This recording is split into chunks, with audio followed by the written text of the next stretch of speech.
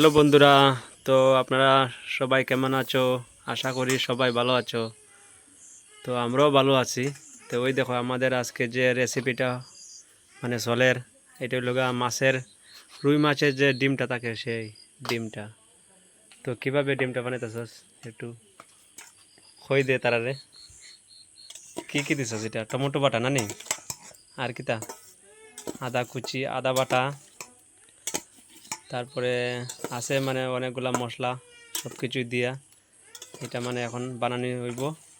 তো আপনারা দেখতে থাকো বানানি পর্যন্ত। তো এই দেখো আমাদের যেটা গরিবের চুলা, গ্যাস, আর ওখানে তেল দিয়ে দিয়েছে।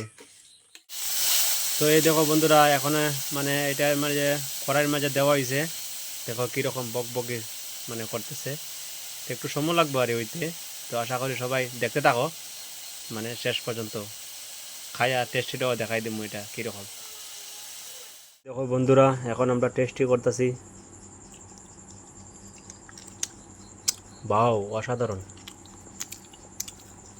তো আপনারা যদি খাও তাহলে চলে আসো।